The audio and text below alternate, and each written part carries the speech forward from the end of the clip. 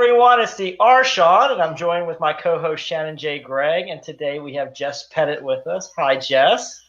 Welcome to the Great Sales Leaders Show. As you know, Shannon and I work with sales teams and organizations on their time management and developing, and we like to stop and talk to great sales leaders to see what's going on out in the world. Our show is live and unscripted, so you never know exactly what you're going to hear. We do them live on the internet, and then, of course, you can hear them recorded on the podcast. If you want to see our live recording schedule, you can find it at timemagicment.com/live podcast. You may also want to check out our other show, You Sell What, where we talk to individuals that sell unusual things. So, without further ado, Jess, welcome. Thank you for joining us today. Thanks for having me. We know that you've built quite a reputation out in the speaking community, and you're well regarded. And we also know, as part of that journey, you've had to face some tough situations where you've potentially had to compromise yourself, or people have made or attempted to make you compromise yourself. So we wanted to dive in a little bit today and kind of talk about some of the things you've seen along the way, and maybe what other salespeople might be seeing, and if you have any tips. So, what has happened in your careers? You've been out there working with organizations and working with people. What's happened to put you in some odd situations where it's maybe tested your ethics or your personal boundaries? Oh, it would be a shorter show if I say what hasn't happened, I guess. I think that, so I've been in business for 14 years. I think last week was 14 years. And doing primarily diversity and inclusion work around our culture's most contentious topics. So often a meeting planner or a board even bringing me in is already super controversial and terrifying to someone, right? So I like to think that I'm charming and I have a funny sense of humor. I don't know what a not funny sense of humor is, but those two things can kind of be good icebreakers for like what's getting ready to happen, what's going on here, what's someone's ulterior motive, what's my personal agenda. I don't really have much of a personal agenda other than what is presented publicly. So we were talking about like authenticity and things like that, and that's not a buzzword to me. That's who I am. Right. Well, I mean, it's funny though, because, and this is something we talk about when we talk to sales teams. A lot of times people have a quality that they don't even know they have, right? Or you have something in you that maybe other people don't have, and you don't even realize it because it's so part of who you are. It's that inventory. And when we were talking before the show, I think that's what stuck out to me and Shannon, and particularly me, because I had seen you do a short presentation before, and you had talked a little bit about how you've been put in situations where people had actually asked you maybe to present in a slightly different way than your core values, or be somebody that you're not. Yeah. So then I think that if the key piece that you mentioned is just your core values, right? So if somebody wants me to adjust those and I don't know what they are, then I don't know that I'm being asked to adjust them until it feels gross. Yes. And then often when it feels gross, it's too late to be like, wait a minute, what are we doing here? Right. So I'm pretty clear on what I stand for and what I don't stand for. I don't, like, specifically if we just take comedy, right? Like I don't do humiliation comedy. I don't do shame-based comedy. I don't find it funny. I don't laugh at it. And I certainly don't do it.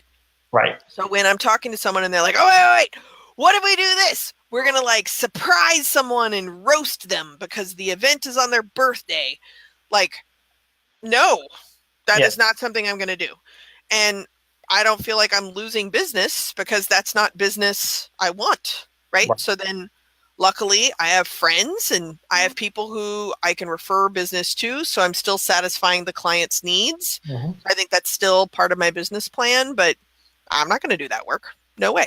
I think, Jess, that is such a critical thing for anybody in sales, is recognizing not all business is good business. And if it feels yucky to you, that's business you don't want. And it's okay to say no to that. And I think so many of us in sales are so excited that anybody says yes, that we have to remind our brain to say, no, that does not line up with my core values. And so I love to hear you say that you have such a recognition that tells you, hey, no, this is not good business. This is yucky. I don't want to do it. Yeah. I mean, it's not prom, right? Like you don't have to just say yes because you got asked to go to prom. Like it's Tuesday. Like this is your life. Right. So like nobody wants to appear desperate, and nobody wants to appear that simplistic, right? So like I know that I am the right fit for very few people, and I need some of those very few people to hire me on a regular basis so that I can pay my bills and keep doing my job. Right. I want to back up for 1 second there. One thing you said was, sometimes I don't service people, and I can refer them to somebody else, and I think that's a great strategy. Are there times where somebody's request or need is so far afield or so offensive that you would say, I can't refer you, or I'm just, I'm ending this conversation? Has that situation ever presented for you, and I'm ending the conversation? I think that those look like I'm pulling like past experiences, right? Yeah. Those look like very different things to me. I can't refer you to me means I don't know what you're talking about, and I don't know anybody who would do that. I'm really sorry. So to me, that's the equivalent of someone coming up to me and asking me to consult their fantasy football team, right? Like, what? I don't even know what that means, right? Like we went to lunch the other day and the Rams were playing, and be still my native Texan heart, but I was like, where are the Rams from? Is that a team? What's like, I mean, no expertise, no knowledge, no. That doesn't mean it's bad. It just means that like, there are a lot of trees in this forest and this is not the right one. No idea what you're talking about. Good luck with you. I hope you have Google. Yeah. That's I can't refer. Right. There is no way I'm working with you. That's very different. And that means that we do understand each other, but the other person feels entitled to something that I'm not giving them. Right? That's very, very different. And so I can only think of in 14 years, 2 instances where I literally told someone, you are not entitled to me as a speaker. You're not entitled to a conversation with me. This is actually not occurring. Right. I'm Southern, so the way that I tell you that we are not entitled to this experience and that this is not happening is to me to inform you, you are not entitled to a conversation with me. So I'm going to leave the room. Thank you very much for reminding me of what I do and do not want to do. And goodbye. And then I leave the room terrified, worried, fearful, like, oh my gosh, what have I done? And I, get in a car and I feel more congruent with who I am as a person. That's the present. Right. So, and I think that's important because there's that scary moment and I think you're not the only person that gets in that situation. I think a lot of the sales teams we work with get into that situation where, you're in this moment where maybe that gut feeling's not right or whatever, and you just got to say, this isn't me. Right. I mean, I think too that there's an element that's really important, which again goes back to authenticity. So like I'm thinking right now about Mark Zuckerberg. Is that his name? Mm-hmm. Does he play on the Rams? Okay. So, yeah, he plays on the Rams. Right. That guy, like whatever started whatever Facebook Hefe, right? So I didn't watch that movie. I think somebody else started it. He's now still working there, whatever. So he's testifying in front of Senate. This is months ago now about Facebook being used for nefarious reasons. And he's talking to people who clearly do not understand how Facebook is used. But what he didn't do that I thought was such a missed opportunity is, I lacked the imagination that this thing could have been used that way. Like, saying whoopsie is a little like inappropriate and condescending, but who would have thunked, right? Like, I didn't know this was a thing. Yep. I am fairly certain that when I watch videos of like squirrels surfing, that might be photoshopped, right? Okay. But it never dawned on me that like my profile could be the equivalent of photoshopped, right? But he couldn't do that for whatever reasons.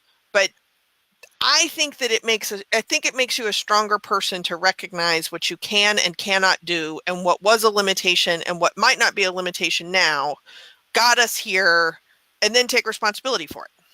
This is such a mature approach that so many people have a hard thing dealing with when they're in sales or customer service, because they don't want to offend, they don't want to say no, and it's so hard for them to say, you know what, I recognize this was used in a way I didn't want it to be, or I didn't think about it being used that way. And we have such a tendency when we're servicing people, we want to be their trusted advisor, to say yes, yes, and yes, but we want to say yes. And I think, Jess, so many of us can learn from your approach, which is to say, hey, it's okay to meet this where it's at, right? And just be honest, because that's going to pay dividends in the end. And now, instead of us saying, hey, Zuckerberg was honest, he said he didn't know, he didn't think, it wasn't even in his imagination, I think, it'd be used that way. Instead, people are now still months later saying, Zuckerberg, we need out of that conversation. Yeah.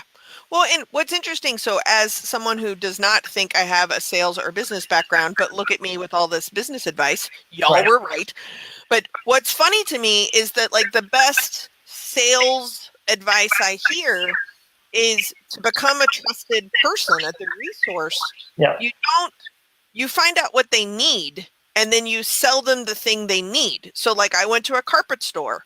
We really wanted some kind of recycled carpet that maybe possibly wasn't an oxymoron and was good for the environment. Carpet being good for the environment. Is this even possible? The salesperson could have taken us to like really expensive somethings, but showed us exactly what we were looking for. And I said out loud, I was like, I thought this was going to cost like $12,000. You're showing me something that costs $5,000. And he's like, this is what you asked for. Right? Well, so if we know that's a good sales technique, then why can't we be honest when we're selling? I think one of the hard moments here is you have to kind of walk. You have to walk on that eggshell of saying, I don't know which way this conversation is going to go when I say no. And a lot of people are scared. People want to hold that expert status of, I know this better. I know everything, right? They want, and I think there's a perception out there by a lot of salespeople that they're a trusted advisor, but that means they have to be the expert. And I don't know how many times I've been in a conversation with somebody. I don't know if this ever happened to you, Jess, but you walk out of the conversation and they had every answer, and you say, I just don't believe they had every answer to every question I asked, right? It seems fishy after a certain number of questions that they knew everything to every question. And when I'm selling myself, right?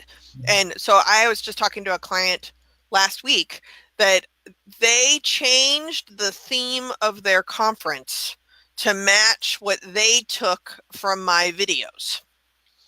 So, right, that's sales leadership right there.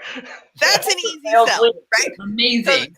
So they want me to keynote the conference, which they titled something and that's what they took away from my videos. Yeah. This is words I would never have used to describe my work.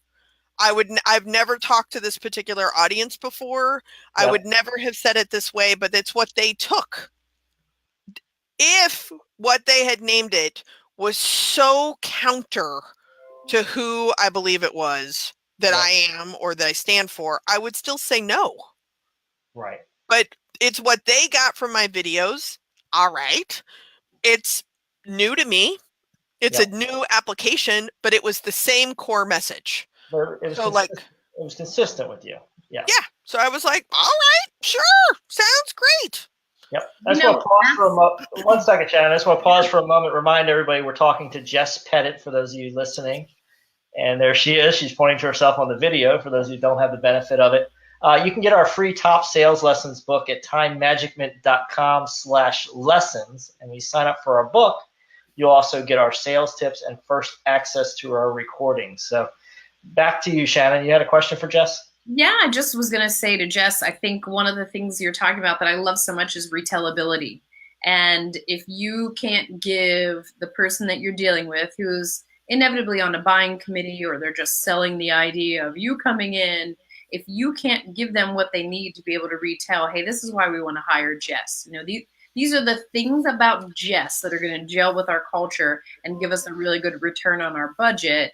Mm-hmm. And you know, they can't then say this is the story of Jess in their own words in a way that fits with them, then who are you really? And so I think what you've done is shown, hey, you know, the Jess that Jess is projecting, that can be somebody else still in a way that represents you, that feels good to you, that's ethically appropriate, but it's a way for them to retell in their culture, which I think is a really important lesson for salespeople. Yeah. And can I go back to my carpet guy for just a second? Sure. So this was fascinating to me from a sales place. Look at me, more sales advice. Here I come. So we are slow to make decisions in the household. And that's like the biggest understatement I've ever made. It should come with some kind of music drama thing there because we're aware. So we bought this house 4 years ago, and I live in a very small town. So like the carpet shop, I had them come and measure the house and find out what our square footage was exactly, but whatever. So it's been 3 years since they measured. So this year, Labor Day, they're having a big Labor Day sale. We're driving by. None of us are working. And we said, we should go in.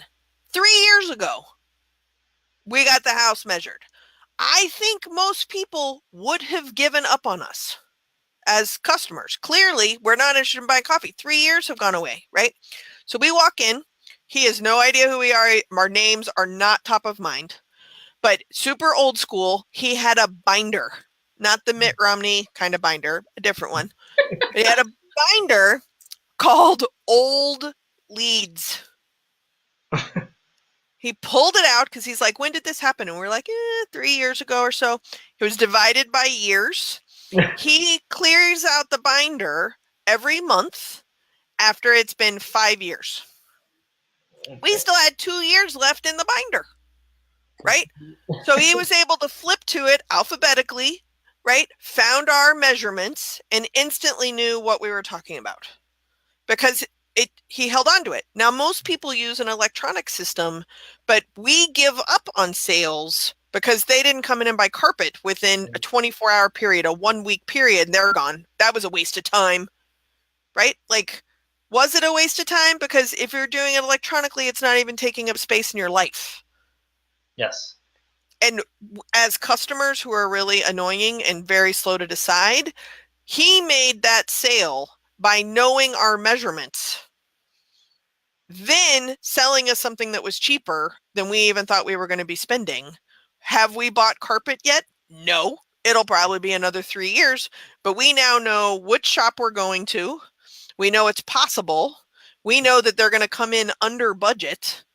Yeah. They also know what our budget is. Mm-hmm. Like, and if your neighbor asks you where to get carpet, you'd probably say, "Hey, just go talk to those guys down the street. They're pretty good."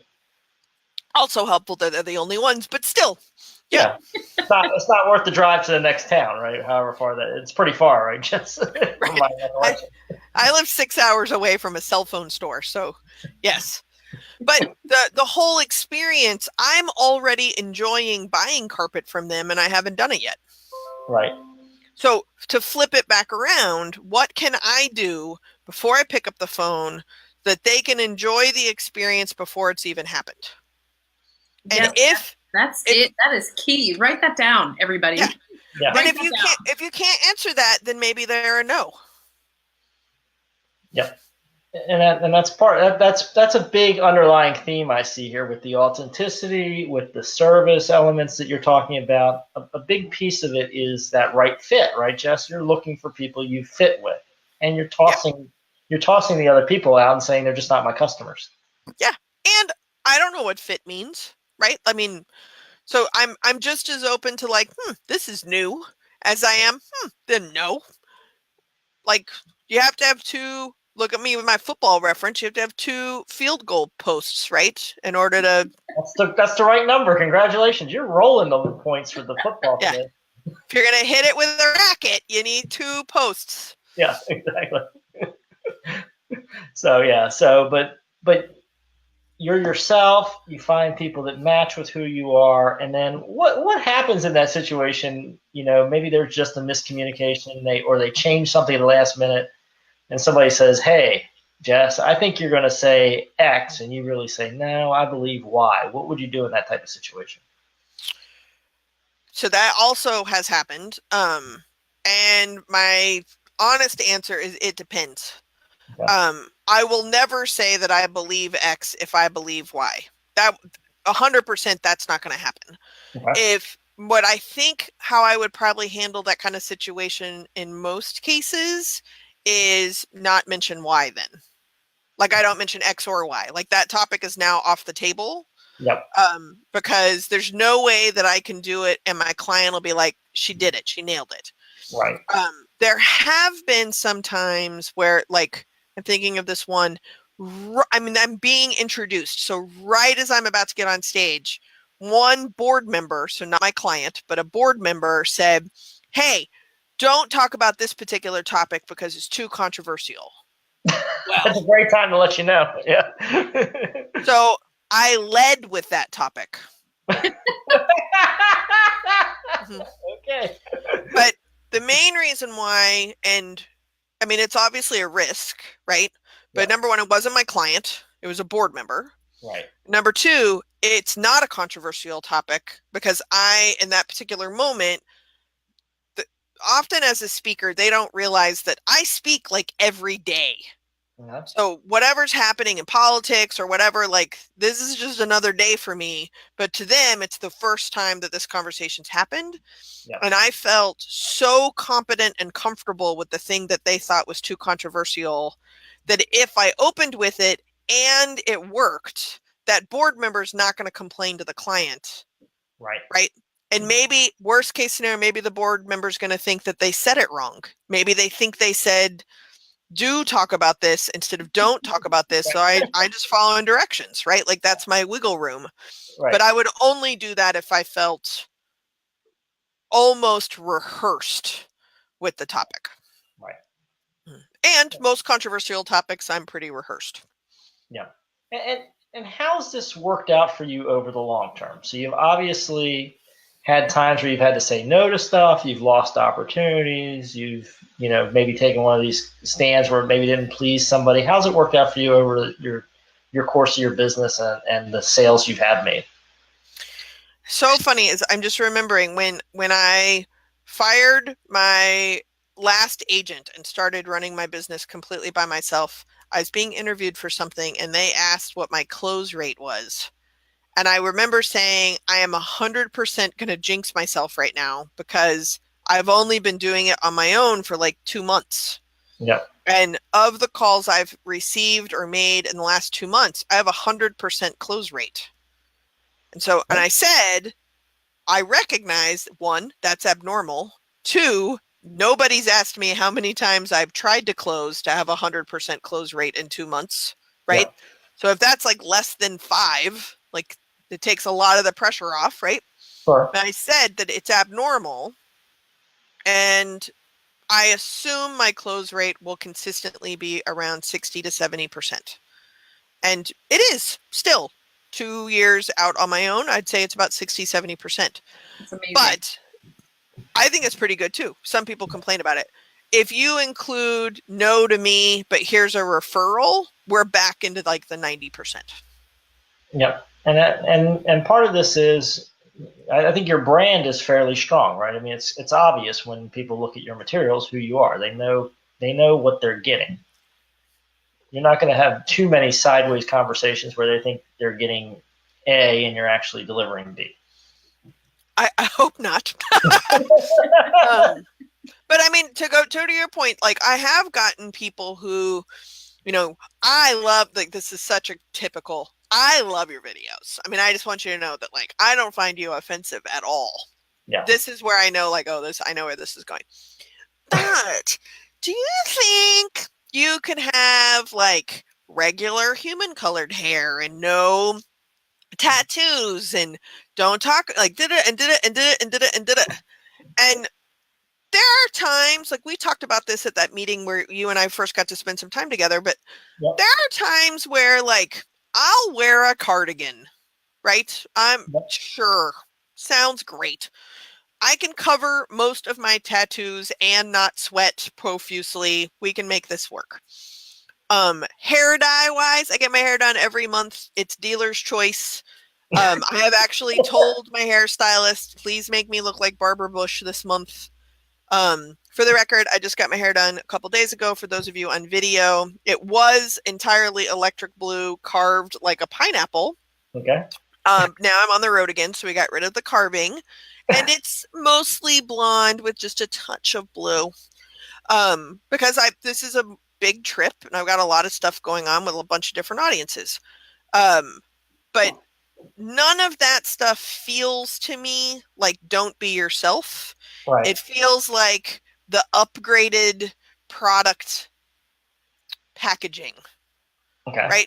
And if it's going to take that kind of packaging for people to hear my message, I can change some of the packaging. Not all of it, but I can change some of the packaging. But I will not change my message. Yep. I don't think you should. I mean, your message is you, right? That's the product. And I think that's one of the things that, we can take away as a lesson from you, Jess, which is people are doing 60 to 70% of their research before they're contacting you if they're coming inbound, and they should be familiar with who you are and what your message is. And if they want to alter your message, then they don't really want Jess, right? Mm-hmm. Right. I mean, like, there was a great interview with Rachel Maddow, and she does not, for those of you that don't know, she's a news person on MSNBC, and she doesn't typically wear makeup in real life. And on her show, she's in like sneakers and jeans and like a tank top and a nice jacket and tons of makeup. And the second she's off the air, she's wiping her makeup off and peeling her eyelashes off. And she says, if this is the packaging that allows people to hear the truth, I can change the packaging. I'm not changing the truth. And I think that goes back to that line. If you don't know what your truth is, you don't know when you're changing your packaging or changing your truth. You brought us perfectly full circle from where we started, with being yourself and being your core, knowing your core, and then allowing the things around your core not to matter as much. I think there's some wonderful lessons in there for our sales leaders. So thanks for joining us, Jess. We really appreciate it. It was a lot of fun. Thanks for having me, even though I didn't even think I should be here. You had a lot of great information. I think so too. You're one of those experts that didn't know you were an expert. You've had great experience. So if you know who our next guest should be, let us know. TimeMagicment.com/guests. And if you want to be one of our sponsors, TimeMagicment.com/sponsors. We have some sponsor opportunities. And don't forget that free top sales lessons book at TimeMagicment.com/lessons. So thanks for joining us, Jess. It was great. Really appreciate it. Yes, awesome. I loved it. Yay, right. Thanks so much. Talk to you both soon.